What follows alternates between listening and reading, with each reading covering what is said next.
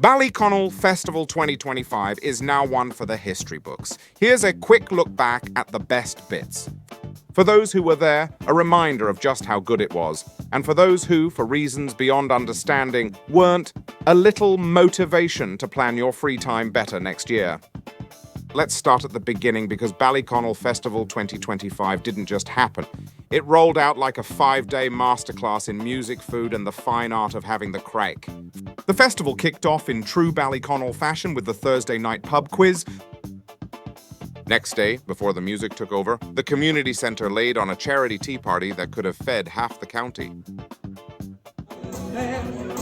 Friday night in the Brandywell pub, Sean McBride got things moving. The pints were flowing, the voices were loud, and you could feel the weekend settling in.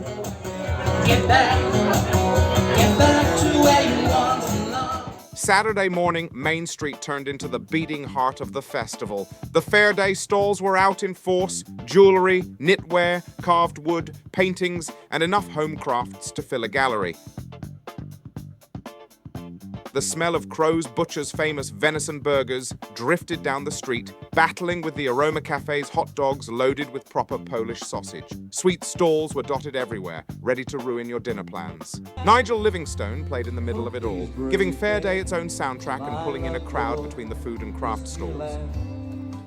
The pet show brought out Ballyconnell's proudest pet owners, with dogs in costume, wagging tails, and more than a few show-offs stealing the spotlight.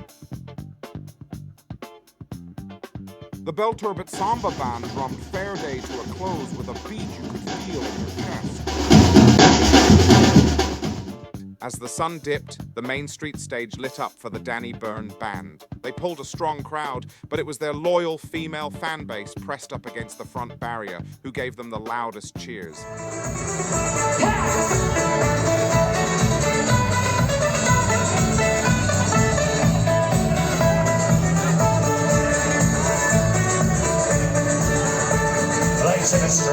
That evening, Lizzie Buggies opened with Claire Dillion. She sang like she owned the place, and more than a few people said she deserves a main stage slot next year. After her came Jard, turning up the pace and packing the pub.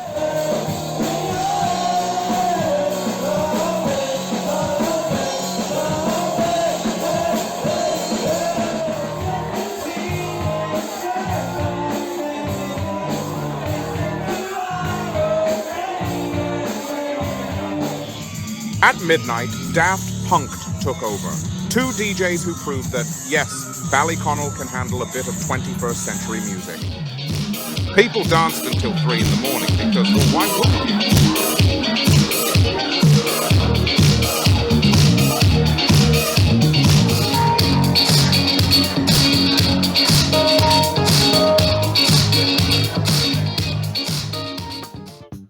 Sunday afternoon was all about the free family fun day in Oragale Park. The trampolines didn't get a rest. Kids clambered through the Garda car and fire truck like they were born to it. The magician kept pulling off tricks that left jaws open, and the climbing walls had queues all day, proving just how popular they were. Giant games kept everyone smiling, while football darts drew its own crowd of would-be sharpshooters. The weather helped, but so did the atmosphere. Friendly, relaxed, and buzzing with energy. Family Fun Day, entertainment for the entire family. Over on the Woodford Canal, the duck race was a fierce contest of yellow plastic athletes battling the current, or at least they would have been if there'd been any current. Even so, the crowd cheered them on like it was the Formula One final, with all the drama of a photo finish between two slightly soggy contenders.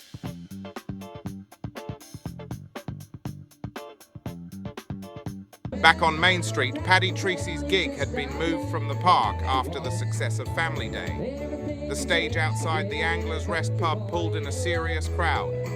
Jive dancers took over the road, and it looked like the 1950s had turned up for the night. Especially for watching it for me. Yeah, I did. Who lives that life by the river's bed, looking back. I still remember I was proud to be his friend. Here we go. Mama said, don't go near that river. Don't be hanging around no night at the main stage? Pure fiesta vibes, same as last year, and maybe even louder. One for the Road had the place hopping, and if you remember, they were the gang that closed the festival in style last time. This year, they were the perfect warm-up for the big one.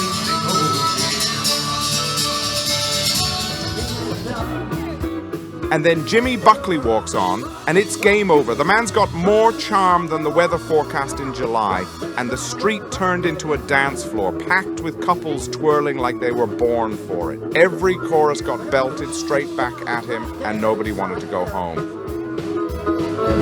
I'm not rich, but I'm pretend. Living it up, I'm tearing it down. We all live for the weekend. We all live for the weekend. There's no string that I can be friends. Sitting together, jump down. We all live for the weekend, yeah.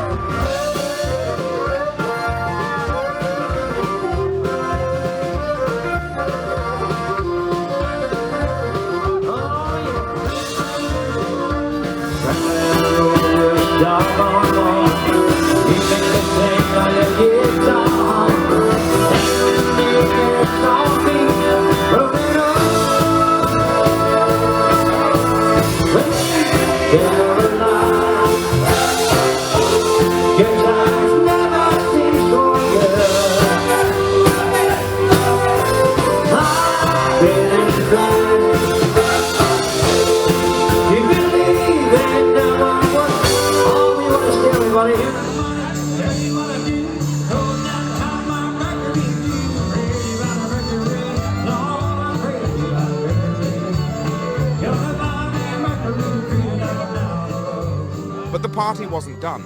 The Crow's Nest had Finn Brogan on duty, and the Rambling Rovers turned it into a proper sing-song. Lizzie Buggies was bouncing to Strings Empire.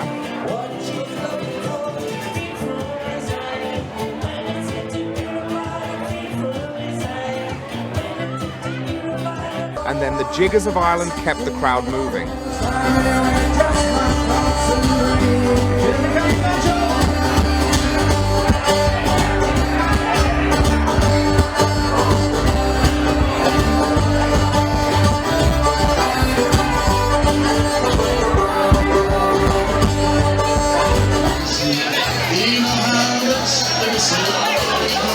Over at the Woodford Arms, Cathal Bro gave us the perfect wind down, the kind that makes Monday morning feel just a little less cruel.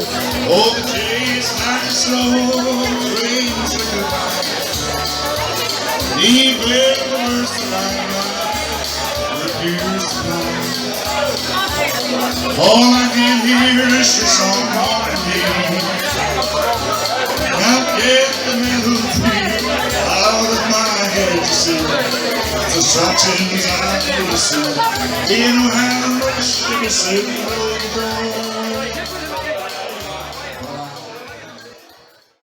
By Monday, most of Ballyconnell was in recovery mode. The only ones with any energy left were the teddy bears who staged a very civilized picnic in the community centre. For the rest of us, it was all about nursing the memories and finishing off whatever was left in the fridge, usually cold chips and the last scraps from a spicy bag. Ballyconnell Festival 2025 had it all. Music, food, fun, and that feeling you only get when the whole town comes together. Roll on 2026. We'll be ready.